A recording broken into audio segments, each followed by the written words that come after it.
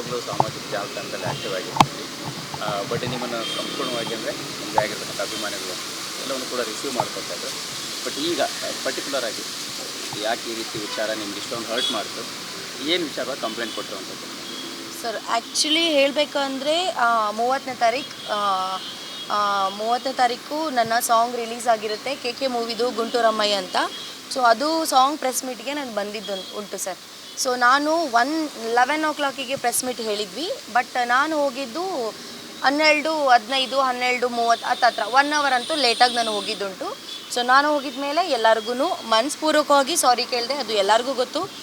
ಆ ಒಂದು ಪ್ರೆಸ್ ಮೀಟಲ್ಲಿ ಕೆಲವೊಂದಷ್ಟು ಚರ್ಚೆಗಳಾಗ್ತಾ ಇರುತ್ತೆ. ಬಟ್ ಅಲ್ಲಿ ನನ್ನ ಸೋನು ಆಂಟಿ ಅಂತ ಕೂಡ ಕೆಲವೊಂದಷ್ಟು ಮಾಧ್ಯಮ ಮಿತ್ರರು ಕೂಡ ನನಗೆ ಹೇಳ್ತಾರೆ, ಸೋನು ಆಂಟಿ ಹಾಗಿದ್ರೆ ಸೋನು ಆಂಟಿನಾ ಅಂತ. ನಾನು ಅವಾಗ ಏನೂ ರಿಯಾಕ್ಟ್ ಮಾಡಿರಲ್ಲ. ಹೌದು ನಾನು ಆಂಟಿನೇ, ಓಕೆ ನಾನು ಲೇಟಾಗಿ ಬಂದಿದ್ದೀನಿ, ದೊಡ್ಡವ್ರು ಏನೋ ಒಂದು ಮಾತು ಹೇಳ್ತಾ ಇದ್ದಾರೆ, ನಾನು ತೊಗೊಬೇಕು, ನಾನು ಚಿಕ್ಕವಳು ತೊಗೋತೀನಿ ಅಂತ ಹೇಳ್ಬಿಟ್ಟು ನಾನು ಏನೂ ಕಾಂಟ್ರವರ್ಸಿ ಮಾಡಿಲ್ಲ ಸರ್. ನಾನು ಅದನ್ನು ಅಲ್ಲಿಗೆ ಬಿಟ್ಟೆ. ನಂತರ ನನ್ನ ಬರ್ಡೇಗೆ ಅವತ್ತೇ ನನ್ನ ಬರ್ಡೇ ಆಗಿತ್ತು ಕೂಡ. ಸೊ ಕೆಲವೊಂದಷ್ಟು ಕೇಕ್ಗಳನ್ನ ಕಟ್ ಮಾಡಿಸಿದ್ರು, ಎಲ್ಲ ಮುಗಿಸಿ ನಾನು ಮನೆಗೆ ಹೋಗಬೇಕಿತ್ತು. ಬಟ್ ನನಗೋಸ್ಕರ ಕೆಲವೊಂದಷ್ಟು ಮಾಧ್ಯಮ ಮಿತ್ರದವ್ರು ಬಂದಿದ್ದಾರೆ ಅಂತ ಹೇಳ್ಬಿಟ್ಟು ನನ್ನ ಟೈಮ್ನ ಅವರಿಗೆ ಕೊಟ್ಟು 2 hours ನಾನು ನಿಂತ ಜಾಗದಲ್ಲೇ ನಾನು ಎಲ್ಲರಿಗೂ ನಾನು ಇಂಟರ್ವ್ಯೂ ಕೊಟ್ಟಿದ್ದೀನಿ ಸರ್. ಅಂಥದ್ರಲ್ಲಿ ಒಂದು ಹುಡುಗ, ಅವನು ಸುಚಿತ್ತೋ ನನಗೆ ಗೊತ್ತಿಲ್ಲ, ವಿಶ್ವವಾಣಿ ಅವನು ನನ್ನ ಪ್ರವೋಕ್ ಮಾಡೋಕ್ಕೆ ಟ್ರೈ ಮಾಡ್ತಾರೆ ಸರ್, ನನ್ನ ಟ್ರಿಗರ್ ಮಾಡೋಕ್ಕೆ ಟ್ರೈ ಮಾಡ್ತಿರ್ತಾರೆ. ನನ್ನ ಸಾಂಗ್ ಪ್ರೆಸ್ ಮೀಟಲ್ಲಿ ಬಂದುಬಿಟ್ಟು ನಿಮ್ಮ ಸಾಂಗ್ ಏನಾಯಿತು, ನೀವು ಡ್ಯಾನ್ಸ್ ಹೇಗೆ ಮಾಡಿದ್ರಿ, ಡ್ಯಾನ್ಸ್ ಮಾಡಿರುವಂತಹ ಜಾಗದಲ್ಲಿ ಎಕ್ಸ್ಪೀರಿಯೆನ್ಸ್ ಏನು, ಅದು ಕೇಳಬೇಕಿತ್ತು ಕ್ವಶನ್ನ. ಅದನ್ನು ಬಿಟ್ಟು ನನ್ನ ವೈಯಕ್ತಿಕ ಕ್ವಶನ್ನ ಕೇಳಿರೋದುಂಟು. ನಿನ್ನ ಬಾಯ್ ಫ್ರೆಂಡ್ ಹೇಗೆ ಸತ್ತ, ನಿನ್ನ ಬಾಯ್ ಫ್ರೆಂಡ್ ನಿನಗೆ ಹೇಗೆ ಮೋಸ ಮಾಡ್ದ, ನಿನಗೆ ಮೋಸ ಮಾಡಿದ್ದಾನಲ್ಲ ಬಾಯ್ ಫ್ರೆಂಡ್, ಆ ಒಂದು ಹುಡುಗನ ಬಗ್ಗೆ ನೀನು ಏನು ಹೇಳ್ತೀಯಾ. ಬರೀ ಹುಡುಗರೇ ಅಂತ ಅಂದಮೇಲೆ ನಾನು ಈ ಒಂದು ನೆಗೆಟಿವ್ ನನ್ನ ಮಾಡೋದಕ್ಕೆ ಅಂತಲೇ ಅವರು ಬರೋಕ್ಕೂ ಮುಂಚೆನೇ ಎಲ್ಲ ತಯಾರಿ ಮಾಡ್ಕೊಬಂದಿದ್ದಾರೆ ಅಂತ ನನಗೆ ಅನಿಸುತ್ತೆ ಸರ್. ನಾನು ಅದನ್ನು ಯಾವುದೇ ಕಾರಣಕ್ಕೂ ಇಲ್ಲ ಅಂತ ಹೇಳಲ್ಲ. ಏಕೆಂದರೆ ಬೇರೆಯವರೆಲ್ಲ ನನ್ನ ಕ್ವಶನ್ಸ್ ಕೇಳಿದ್ದಾರೆ. ಅವತ್ತು ಇವರು ಇದ್ದರು, ಏನು ಕ್ವಶನ್ಸ್ ಕೇಳಬೇಕು ಅಷ್ಟು ಕ್ವಶನ್ನ ಕೇಳಿದ್ದಾರೆ. ಬಟ್ ಅವರು ನನ್ನನ್ನು ಆ ಥರ ಮಾಡಿಲ್ಲ. ಈ ಒಂದು ಸೋಷಿಯಲ್ ಮೀಡಿಯಾದಲ್ಲಿ ಏನು ಹುಡುಗರು ಕಳ್ಳನ ಮಕ್ಕಳು ಅಂತ ಒಂದು ಕ್ಲಿಪ್ ಬಂದಿದೆಯಲ್ಲ, ಆ ಒಂದು ಕ್ಲಿಪ್ ಬರೋಕ್ಕೂ ಮುಂಚೆ ಆ ಆ್ಯಂಕರ್ ನನ್ನ ಏನು ಕ್ವಶನ್ ಮಾಡ್ದ, ಎಲ್ಲೂ ಬಂದಿಲ್ಲ, ಎಲ್ಲ ಕಟ್ ಮಾಡಿ ಹಾಕಿದ್ದಾರೆ. ಅಂತೆ ಅವನು ಯಪ್ಪ ಸಾಚ ಆಗಿದ್ದರೆ ಫುಲ್ ವಿಡಿಯೋ ಹಾಕಬೇಕಿತ್ತು. ಈಗ ನನ್ನನ್ನು ಎಲ್ಲ ನೆಗೆಟಿವ್ ಅಂತ ತೋರಿಸಿದಾರಲ್ಲ, ಯಪ್ಪ ಎಷ್ಟು ಪಾಸಿಟಿವ್ ಅನ್ನೋದನ್ನ, ಅವ್ನು ಯಾವ ಥರ ಕ್ವಶನ್ ಕೇಳ್ದ ಅನ್ನೋದನ್ನ ಹಾಕಬೇಕಿತ್ತು. ಎಲ್ಲೂ ಫುಲ್ ವಿಡಿಯೋ ಹಾಕಿಲ್ಲ ಸರ್ ಅವನು. ಓಕೆ ಮೇಡಮ್, ಈಗ ನೀವು ಅಂದರೆ ಒಂದು ವೈಯಕ್ತಿಕ ವಿಚಾರವನ್ನು ಯೂನಿವರ್ಸಲ್ ಆಗಿ ಹೇಳುವಂಥದ್ದು ಎಷ್ಟು ಸರಿ ಅನ್ನೋಂಥ ರೀತಿಯಲ್ಲಿ ಚರ್ಚೆ ಆಗ್ತಾ ಇರ್ತಕ್ಕಂಥದ್ದು. ಓಕೆ, ನಿಮ್ಮ ಮತ್ತು ಆ ಒಬ್ಬರ ಅಂದರೆ ವ್ಯಕ್ತಿ ಏನಿದಾರೋ ಅವರ ವಿಚಾರ ಸೆಕೆಂಡರಿ ಇರ್ಬೋದು. ಬಟ್ ಇದನ್ನು ಯೂನಿವರ್ಸಲ್ ಆಗಿ ನೀವು ತೊಗೊಂಡಿರೋಂಥದ್ದು ಎಷ್ಟು ಸರಿ ಅನ್ನೋದು ಚರ್ಚೆ ಆಗ್ತದೆ. ಏನಕ್ಕೆ ಅಂತ ಅಂದರೆ ಸರ್, ನಾನು ಮಾತಾಡ್ತಾನೆ ಈಗ ನನ್ನ ಜೊತೆ ನೀವು ಕ್ವಶನ್ ಕೇಳ್ತಾ ಇದ್ದೀರಾ ಅಂದರೆ ನಿಮ್ಮ ಮೇಲೆ ನಾನು ದ್ವೇಷ ಇಟ್ಕೊಂಡು ನಾನು ಆನ್ಸರ್ ಮಾಡೋಕ್ಕಾಗಲ್ಲ. ನಾವಿಬ್ಬರು ಮಾತಾಡ್ತಾ ಇದ್ದೀವಿ ಅಂತ ಅಂದಮೇಲೆ ಒಂದು ಸಲಿಗೆಯಿಂದ ಆಗಿರ್ಬೋದು ಮಾತಾಡಿರ್ತೀವಿ ಸರ್. ನಾನು ಹುಡುಗರು ಕಳ್ಳನ ಮಕ್ಕಳು ಅಂತ ಹೇಳಿರೋದು ನಿಜ. ಬಟ್ ಅದನ್ನು ನಾನು ಎಲ್ಲೂ ವೈಯಕ್ತಿಕವಾಗಿ ಬಂದು ನನ್ನ ಇನ್ಸ್ಟಾಗ್ರಾಮ್ ಚಾನಲ್ ಆಗಿರ್ಬೋದು, ಯೂಟ್ಯೂಬಲ್ಲಿ ಬ್ಲಾಗಲ್ಲಿ ಆಗಿರ್ಬೋದು ನಾನು ಎಲ್ಲೂ ಹೇಳಿಲ್ಲ. ನನ್ನ ಇಂಟರ್ವ್ಯೂಯಲ್ಲಿ ನನ್ನ ಟ್ರಿಗರ್ ಮಾಡಿದ್ದಂತಹವಾಗ ನನಗೆ ನನ್ನ ವೈಯಕ್ತಿಕವಾಗಿ ಏನು ಎಕ್ಸ್ಪೀರಿಯೆನ್ಸ್ ಆಗಿದೆ, ಹುಡುಗರ ಬಗ್ಗೆ ನಿಮಗೇನು ಎಕ್ಸ್ಪೀರಿಯೆನ್ಸ್ ಇದೆ ಅಂತ ಕೇಳಿದಾಗ ನಾನು ಕಳ್ಳನ ಮಕ್ಕಳು ಅಂತ ಹೇಳಿದ್ದುಂಟು. ನನಗೆ ಯಾರು ಏನು ಮಾಡಿದಾರಲ್ಲ ಅವ್ರ ಬಗ್ಗೆ ನಾನು ಹೇಳಿದ್ದೀನಿ. ನಾನು ಎಲ್ಲ ಹುಡುಗರಿಗೂ ಹೇಳಿಲ್ಲ, ಅದು ಮಿಸ್ ಆಗಿ ಹೇಳ್ಬಿಟ್ಟಿದ್ದೀನಿ, ಇನ್ಕ್ಲೂಡಿಂಗ್ ಯು ಅಂತ ಹೇಳಿ. ಆ ಒಂದು ವಿಷಯಕ್ಕೆ ಯಪ್ಪ ಅಷ್ಟು ಮಾಡಿರ್ಬೋದೇನೋ, ನನಗದು ಗೊತ್ತಿಲ್ಲ.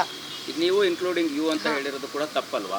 ಎಕ್ಸಾಕ್ಟ್ಲಿ ಸರ್, ನಾನು ತಪ್ಪಂತ ಹೇಳ್ತಿಲ್ಲ. ಹೌದು, ನಾನು ಅಲ್ಲೇ ಬಗೆಹರಿಸ್ಕೋಬೋದಿತ್ತು. ಆ ರೀತಿ ಹೇಳಿದ್ದೀನಿ ಸರ್. ನೀವು ದೂರ ಕೊಡುವಂಥದ್ದು ಮಟ್ಟಕ್ಕೆ ಹೋಗ್ಬೇಕಿತ್ತ ಸರ್? ಏನಕ್ಕೆ ಅಂತ ಅಂದಮೇಲೆ ಹುಡುಗರು ಕಳ್ಳನ ಮಕ್ಕಳು ಇನ್ಕ್ಲೂಡಿಂಗ್ ಯು ಅಂತ ಅಂದಮೇಲೆ ಅಷ್ಟಕ್ಕೆ ಬಿಟ್ಟಿದ್ರೆ ನಂದು ತಪ್ಪಾಗ್ತಿತ್ತು. ನಾನು ಹೇಳಿದ್ದೀನಿ, ಹುಡುಗರು ಸರಿ ಇದ್ದರೆ ಹುಡುಗಿರು ಸರಿ ಇರಲ್ಲ, ಹುಡುಗಿರು ಸರಿ ಇದ್ದರೆ ಹುಡುಗರು ಸರಿ ಇರಲ್ಲ, ಇಬ್ಬರು ಸರಿ ಇದ್ದರೆ ದೇವರೇ ಸರಿ ಇರಲ್ಲ ಅಂತ ನಾನು ಈ ಸ್ಟೇಟ್ಮೆಂಟ್ನ ಪಾಸ್ ಮಾಡಿದ್ದೀನಿ ಸರ್.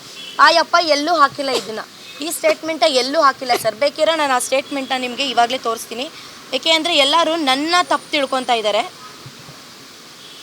ಸರಿ. ಈಗ ನಿಮ್ಮ ನಡೆ ಏನು ಮೇಡಮ್ ಸರ್? ಏನಕ್ಕಂತ ಅಂದಮೇಲೆ ಇವಾಗ ಏನಾಗಿದೆ ಅಂದರೆ ಆ ಒಂದು ಸ್ಟೇಟ್ಮೆಂಟ್ ನಾನು ತಮಾಷೆಗೆ ಹೇಳಿರುವಂತಹ ಒಂದು ಸ್ಟೇಟ್ಮೆಂಟ್ನ ಇಟ್ಕೊಂಡು ಕೆಲವೊಂದಷ್ಟು ಇಂತಿಂಥವ್ರೆ ಅಂತಲೇ ನಾನು ಮೆನ್ಷನ್ ಕೂಡ ಮಾಡ್ತೀನಿ ಸರ್. ಎಲ್ಲ ಒಂಥರ ಕೆಟ್ಟ ವರ್ಡ್ ಯೂಸ್ ಮಾಡಿಕೊಂಡು ಇವಳು ಕಚ್ಚಡ, ಇವಳು ನೀನು ಬೇಕಿದ್ರೆ ಮಿಂಡ್ರಿಗುಟ್ಟಿದ ಕಳ್ಳು ಬೆಕ್ಕು, ಇದು ತುಂಬ ಬ್ಯಾಡಾಗಿ ಮಾತಾಡಿದ್ದು ಉಂಟು. ನನಗೆ ಅದು ತುಂಬ ನೆಗೆಟಿವ್ ಆಗ್ತಾಯಿದೆ ಸರ್. ಅದು ನನ್ನ ಬಿಡಿ, ನನ್ನ ಫ್ಯಾಮಿಲಿಗೂ ಕೂಡ ಇದು ಯಾವುದು ತೊಗೊತಾ ಇಲ್ಲ, ಯಾರೂ ಸಹಿಸ್ಕೊತಾ ಇಲ್ಲ. ತುಂಬ ತೀರ ಮಟ್ಟದಲ್ಲಿ ಇದು ಎಲ್ಲೆಲ್ಲೋ ಹೋಗ್ತಾ ಇದೆ. ನಂತರ ಯಾರೋ ಮಧು ಅನ್ನೋನು ಮತ್ತು ಇನ್ನೂ ತುಂಬ 2-3-4 ಜನ ಹುಡುಗರು ಇದ್ದಾರೆ. ಅವರೆಲ್ಲ ಫಿಲ್ಮ್ ಚೇಂಬರ್ಗೆ ಹೋಗಿ ಕಂಪ್ಲೇಂಟ್ ಕೊಟ್ಟಿದ್ದಾಗ ಅವರು ಹೇಳಿದ್ದುಂಟು, ಆಕೆ ಆ್ಯಕ್ಟರ್ ಅಲ್ಲ, ನೀವು ನನಗೆ ಇಲ್ಲಿ ಬಂದು ಏನೂ ಕಂಪ್ಲೇಂಟ್ ಕೊಡ್ತಾ ಇದ್ದೀರಾ ಅಂತ ಇಷ್ಟು ಮಾತ್ರ ಹೇಳಿದ್ದಾರೆ. ಅವರು ಇನ್ನೂ ಒಂದಷ್ಟು ಮಾತುಗಳು ಹೇಳಿದ್ದಾರೆ. ಇವರು ಆ್ಯಕ್ಟರ್ ಅಲ್ಲ, ಇವ್ರಿಗೆ ಬಂದು ಇಲ್ಲಿ ಕೂತ್ಕೊಳ್ಳೋ ಯಾವ ಯೋಗ್ಯತೆಯೂ ಇಲ್ಲ ಫಿಲ್ಮ್ ಚೇಂಬರ್ಗೆ. ಆ್ಯಸ್ ಅ ಆ್ಯಕ್ಟರ್ ಆಗಿದ್ದರೆ ನಾನು ಹೋಗಿ ಇನ್ನೊಬ್ಬರು ಆ್ಯಕ್ಟರ್ ಬಗ್ಗೆ ಕಂಪ್ಲೇಂಟ್ ಮಾಡ್ಬೋದು. ಅವರು ಆ್ಯಕ್ಟರ್ ಅಲ್ಲ, ಏನೂ ಅಲ್ಲ, ನಾನು ಆ್ಯಕ್ಟರ್ ಅಲ್ಲ, ಮತ್ತೆ ಏನಕ್ಕೆ ಹೋಗಿ ಕಂಪ್ಲೇಂಟ್ ಕೊಟ್ಟರು? ಅವರು ಇವ್ರಿಗೂ ಬೈದಿದ್ದಾರೆ. ಅದನ್ನು ಮಾತ್ರ ಮುಚ್ಚಿಟ್ಟು ನಂದ ತಪ್ಪು ಏನಿದೆ ಅದನ್ನು ಮಾತ್ರ ತೋರಿಸಿದ್ದಾರೆ ಸರ್. ಇವಾಗ ಒಂದು 10-15 ಜನಕ್ಕೆ ನಾನು ಕಂಪ್ಲೇಂಟ್ ಮಾಡಿಸಿದ್ದೀನಿ, ವಿತ್ FIR ಕೂಡ ಹಾಕ್ಸಿದ್ದೀನಿ.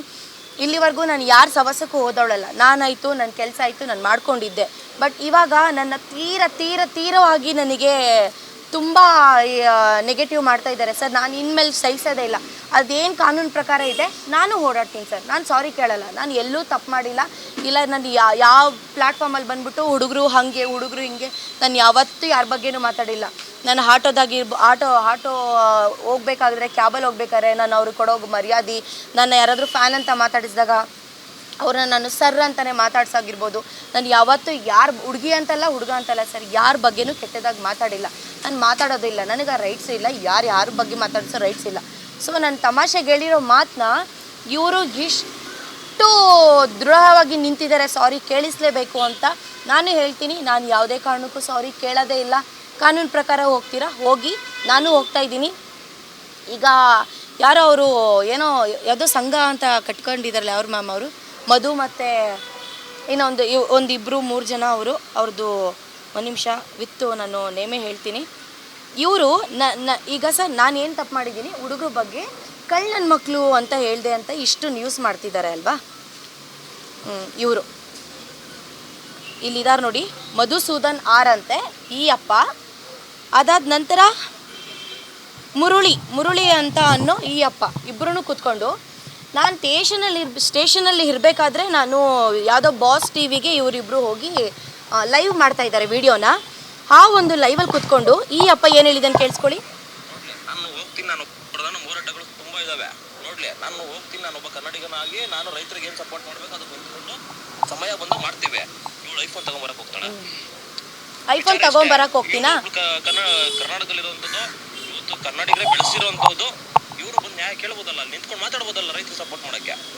ಐಫೋನ್ ಅಂತ ಕಲಿದ್ದೆ, ಸೊ ನಾನು ಕೂಡ ಸೋನು ಅವ್ರನ್ನ ಮಾತಾಡ್ತೀನಿ. ಈಗ ನಾನು ಮಾತಾಡಿರುವಂತಹದ್ದು ಕಳ್ಳನ ಮಕ್ಕಳು ಅಂತ ಹೇಳಿ ನನ್ನ ವೈಯಕ್ತಿಕ ವಿಷಯ ಹಿಡ್ಕೊಂಡು ಐಫೋನ್ ಅಂತ ಅನ್ನೋಕ್ಕೆ ಇವನ್ಗೇನು ಅಧಿಕಾರ ಇದೆ?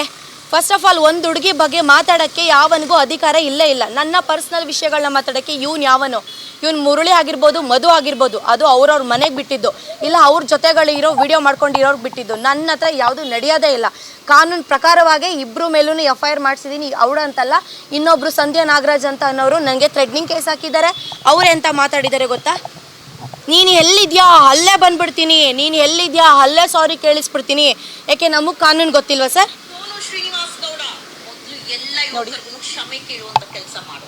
ನಿನ್ನ ಜೊತೆಲಿರೋರು, ನಿನ್ನ ಜೊತೆ ಪಾರ್ಟಿ ಮಾಡೋರು, ನಿನ್ನ ಜೊತೆ ಮೋಜು ಮಸ್ತಿ ಮಾಡೋರು, ನಿನ್ನ ಪ್ಲಾಟ್ಫಾರ್ಮ್ ಆಗಿ ಕೊಟ್ಟಿದಾರಲ್ಲ, ಅವರು ಕಳ್ಳನ ಮಕ್ಕಳು. ಎಲ್ಲ ಹುಡುಗರು ಕಳ್ಳನ ಮಕ್ಕಳಾಗಕ್ಕೆ ಸಾಧ್ಯ ಇಲ್ಲ. ನಿನಗೆ ದಮ್ಮು ತಾಕತ್ತು ಗುಂಡಿಗೆ ಧೈರ್ಯ ಇದ್ರೆ ಸ್ಟ್ರೈಟ್ ಫಾರ್ವರ್ಡ್ ಟಾಕಿಂಗ್ ಅಂತೀಯಲ್ಲ, ನಿನಗೆ ಯಾರಿಂದ ಮೋಸ ಆಗಿದೆ, ಯಾರಿಂದ ಅನ್ಯಾಯ ಆಗಿದೆ, ಯಾವ ನಿನಗೆ ಚೀಟ್ ಮಾಡಿದಾನೆ, ಯಾವ ನಿನ್ ಫ್ಲರ್ಟ್ ಮಾಡಿದಾನೆ, ಅವನ್ನ ನೇರವಾಗಿ ಫಿಂಗರ್ ತೋರಿಸಿ ಈ ನನ್ನ ಮಗ ಕಳ್ಳನ ಮಗ ಅನ್ನುವಂತ ಧೈರ್ಯ ನಿನ್ನಲ್ಲಿ ಇರ್ಬೇಕಾಗಿತ್ತು ಹೊರತು ಎಲ್ಲ ಹುಡುಗರನ್ನ ಕಳ್ಳನ ಮಕ್ಳು ಅಂದಿದ್ಯಲ್ಲ, ಮೊದ್ಲು ಕ್ಷಮೆ ಕೇಳುವಂತ ಕೆಲಸ ಮಾಡ್ಬೇಕು ಸೋನು ಶ್ರೀನಿವಾಸ್ ಗೌಡ. ಇವಾಗ ನೋಡಿ ನಿಂತರನೇ ಇದೇ ತರ ನಿಗರ್ತಾ ಇದ್ದವಳು 2 ಪೀಸ್ ಹಾಕೊಂಡು ಇವಾಗ ಮೈ ತುಂಬಾ ಬಟ್ಟೆ ಹಾಕಿ ಮೂಲೆ ಸೇರಿಸಿರುವ ಕೆಲಸ ಮಾಡಿದ್ದೀರಿ. ನೀನೇನ್ ದೊಡ್ಡ ವಿಚಾರ ಅಲ್ಲ. ಯಾಕೆ ಎಲ್ಲ ಹುಡುಗರು ಕಳ್ಳನ ಮಕ್ಳ? ಅವ್ನ್ ಯಾವನ ಪ್ರೆಸ್ ರಿಪೋರ್ಟ್ ಕೇಳಿಸ್ಕೊಂಡ್ ಬಂದಿದ್ದಾನೆ.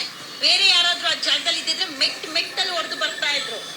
ಹೆಣ್ಣಾಗಿರೋದ್ ಕಲಿ, ನಾಲ್ಗೆ ಇಡ್ತಾ ಇರ್ಲಿ. ಮಾಧ್ಯಮ ಮೈಕು ಇದೆ ಅಂದ್ರೆ ಇಷ್ಟ ಬಂದಂಗ್ ನಾಲ್ಗೆ ಹರಿದು ಬಿಡೋದಲ್ಲ. ಸೋನು ಶ್ರೀನಿವಾಸ್ ಗೌಡ ಮೊದಲು ಗಂಡ್ ಮಕ್ಕಳಿಗೆ ಕ್ಷಮೆ ಕೇಳುವಂತ ಕೆಲಸ ಕೇಳಿಸ್ಕೊಳ್ಳಿ. ನಿನ್ನ ಮನೇಲಿ ಇರುವಂತ ಗಂಡ್ ಮಕ್ಕಳನ್ನ ಕಳ್ಳನ ಮಕ್ಳು ಅನ್ಕೋ, ನಿನ್ ಟೀಮು ನಿನ್ನ ಸಂಘ ಪರಿವಾರನ ಕಳ್ಳನ ಮಕ್ಳು ಅನ್ಕೋ. ಎಲ್ಲ ಹುಡುಗರ್ನು ಕಳ್ಳನ ಮಕ್ಳು ಅಂದ್ರೆ ಪರಿಣಾಮ ನೆಟ್ಟಿಗಿರಲ್ಲ. ಮೊದಲು ಯುವಕರಿಗೆ ಕ್ಷಮೆ ಕೇಳುವಂತ ಕೆಲಸ ಮಾಡು. ನೀನ್ ಕ್ಷಮೆ ಕೇಳಲೇಬೇಕು, ಕೇಳೋರ್ಗು ಬಿಡೋದಿಲ್ಲ. ನೀನ್ ಕೇಳಿಲ್ಲ ಅಂದ್ರೆ ನೀನ್ ಏನಾದ್ರೂ ಕ್ಷಮೆ ಕೇಳಿಲ್ಲ ಅಂದ್ರೆ ನೀನ್ ಇರೋ ಜಾಗಕ್ಕೆ ಬರ್ತಾರಂತೆ. ಬಂದ್ರಿ, ಸ್ಟೇಷನ್ ಮುಂದೆನೆ ಇದೀನಿ, ಬನ್ನಿ. ಅಷ್ಟೊಂದು ತಾಕತ್ತಿದ್ರೆ ನನ್ನ 2 ಪೀಸ್ ಹಾಕೊತೀನಿ ಅಂತ ನನ್ನ ಬಟ್ಟೆ ಬಗ್ಗೆ ಮಾತಾಡೋಕ್ಕೆ ನಿನಗೆ ಯಾವ ಯೋಗ್ಯತೆಯೂ ಇಲ್ಲ. ಹೇಳ್ತಾ ಇದ್ದೀನಿ ಕೇಳಿಸ್ಕೊ, ಕರೆಕ್ಟಾಗಿ ಹೇಳ್ತಾ ಇದ್ದೀನಿ. ಅವಶ್ಯಕತೆ ಇಲ್ಲ ಸರ್. ನಾನು ಒಂದು ಹುಡುಗಿ ಆಗಿ ಹುಡುಗನ ಬಗ್ಗೆ ನಾನು ಮಾತಾಡೋ ಯೋಗ್ಯತೆ ಇಲ್ಲ ಅಂತ ಅಂದಮೇಲೆ ನನ್ನ ಬಗ್ಗೆನೂ ಅವರು ಮಾತಾಡೋ ಯೋಗ್ಯತೆ ಇಲ್ಲ.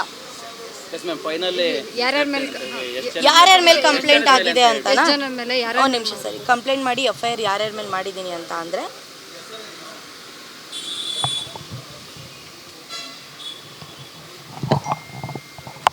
ಮುರಳಿ ಶಿರಾ ಟಾಕ್ಸ್ ಅಂತೆ, ಮತ್ತು ಕಾರ್ತಿಕ್ ಶರ್ಮಾ ಅಂತ ಅವರೊಂದು, ಮಧುಸೂದನ್ ಆರ್ ಅಂತ, ಅರ್ಜುನ್, ಮತ್ತು ದೇವರು ಸ್ಮಾಲ್ ರೋಸ್ಟರ್ ಅಂತ, ಆಕಾಶ್ PK ಕಾಮಿಡಿ, ಮತ್ತು ಚಂದ್ರು ಒಣಜಿಗ ಅಂತಿದೆ, ಮತ್ತು ಇನ್ನೊಬ್ಬ ರೋಸ್ಟರ್ ಪ್ರದೀಪ್ ಅಂತ ಇದೆ.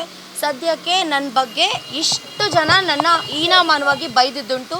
ನನ್ನ ಹತ್ರ ವಿಡಿಯೋ ಪ್ರೂಫ್ ಇದೆ, ಲಿಂಕ್ ಇದೆ, ಅವ್ರ ಪ್ರೊಫೈಲ್ ಲಿಂಕ್ ಇದೆ, ಪ್ರತಿಯೊಂದು ಇದೆ ಸರ್. ಇಷ್ಟು ಜನದ ಮೇಲೆ ಕಂಪ್ಲೇಂಟ್ ಕೊಟ್ಟು FIRನ ನಾನು ಮಾಡಿಸಿದ್ದೀನಿ ಸರ್. ಅದೇ ಸರ್, ಇವಾಗ ಸಂಧ್ಯಾ ನಾಗರಾಜ್ ಅವ್ರ ಮೇಲೂ ಕಂಪ್ಲೇಂಟ್ ಕೊಟ್ಟಿದ್ದೀನಿ. ಅದೇ ಸರ್, ಇವಾಗ ಒಂದು ಹುಡುಗಿ ಮೇಲೆ ಹೀನಮಾನವಾಗಿ ದೂರ ಹಾಕಿದ್ರೆ ಡಿಫಾಮೇಷನ್ ಕೇಸ್ ಹಾಕ್ಬೋದು. ನಂತರ ಈಗ ಸಂಧ್ಯಾ ಅವರು ನನಗೆ ನೀನು ಎಲ್ಲಿದ್ಯಾ, ಅಲ್ಲೇ ಬಂದುಬಿಡ್ತೀನಿ, ಅಲ್ಲೇ ಸಾರಿ ಕೇಳಿಸ್ತೀನಿ, ನೀನು 2 ಪೀಸ್ ಹಾಕೊಂಡವಳನ್ನ ಏನೇನೋ ಮಾಡಿಬಿಟ್ಟಿದ್ದೀನಿ, ನನಗೆ ಥ್ರೆಡ್ನಿಂಗ್ ಮಾಡಿದ್ದಾರೆ. ನಾನು ಅವ್ರಿಗೆ ಥ್ರೆಡ್ನಿಂಗ್ ಕೇಸ್ ಹಾಕಿದ್ದೀನಿ. ಕಾನೂನು ಪ್ರಕಾರನೇ ಹೋಗ್ತೀನಿ ಸರ್. ನಾನು ಬೇರೆಯವ್ರ ಥರ ಎಲ್ಲ ವೀಡಿಯೋ ಮಾಡಿಕೊಂಡು ಕೂತ್ಕೊಳ್ಳಲ್ಲ. ನಾನು ಕಾನೂನು ಪ್ರಕಾರನೇ ಹೋಗ್ತಾಯಿದ್ದೀನಿ. ಕಾನೂನು ಪ್ರಕಾರನೇ ಇವಾಗಲೂ ಸ್ಟೇಷನ್ ಮುಂದೆನೇ ಬಂದಿದ್ದೀನಿ. ಇಲ್ಲಿಗೆ ಬರ್ತೀಯಾ ಅಂದರೆ ಬಾ ಸಂಧ್ಯಾ ಅವರೇ, ಅದೇನು ಮಾತಾಡೋಣ, ಕಷ್ಟ ಸುಖ ನೋಡ್ಕೊಳ್ಳೋಣ ಮುಂದೆ.